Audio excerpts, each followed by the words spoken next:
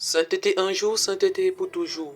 Aujourd'hui, mardi de la 23e semaine du temps ordinaire en essai, nous allons nous pencher sur l'évangile avec l'épisode du choix des disciples de Jésus. Dès le début de l'évangile, que fait Jésus? On va lire. En ces jours-là, Jésus s'en alla dans la montagne pour prier et il passa toute la nuit à prier Dieu. Le jour venu, il appela ses disciples et en choisit 12 auxquels il donna le nom d'apôtres. Jésus est sur le point de faire un choix qui est très important pour sa mission sur terre, un choix qui est très important pour l'église qu'il va laisser, le choix de ses compagnons de route, le choix des premiers piliers de l'église. Ce qui est captivant dans l'affaire, c'est ce que Jésus fait avant d'effectuer ce choix. Il va dans la montagne pour prier et le mec ne fait pas 1 heure, ni 2 heures, ni 12 heures de prière.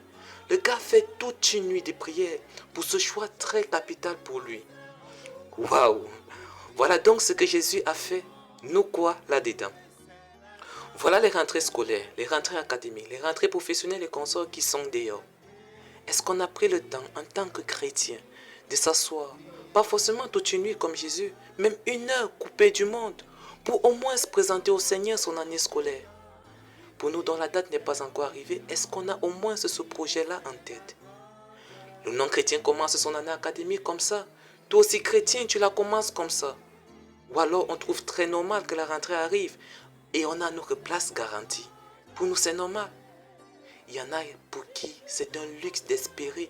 Je dis bien espérer seulement fréquenter. Mais nous en tant que chrétiens, ça ne nous dit rien. On n'est même pas reconnaissant pour ce que le Seigneur permet dans nos vies. Si Jésus qui est donc pleinement homme, pleinement Dieu, membre de la Trinité, si lui-même ne prend aucune grande décision sans prier, ne commence rien de grand sans faire une grande prière, qui sommes-nous pour penser que nous pouvons nous passer de cette étape? On est là à commencer l'école comme des non-croyants et plus tard en tant qu'enseignant, enseignante, on aura plus d'échecs que de réussites. Et ce n'est même pas néant. En tant que parent, on ne bénit même plus les enfants avant de commencer l'année. Après, quand les enfants du voisin vont réussir, et ce n'est pas la grand-mère du village qui est à l'origine, c'est le grand-père du quartier. En début d'année, on ne prie pas.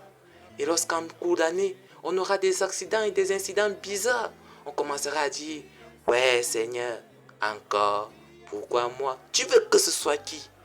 Ce n'est pas qu'à l'approche des examens qu'il faut prier pour son école. L'examen n'est qu'une grande étape dans le parcours. Présente d'abord au Seigneur tout le parcours avec une très grande causerie sincère avec lui. Et au fur et à mesure, tu présentes les mini-parcours qui viendront. Élèves, étudiants, enseignants, parents, tuteurs, il ne se fait pas tard. Soyons sages. Sainteté un jour, sainteté pour toujours.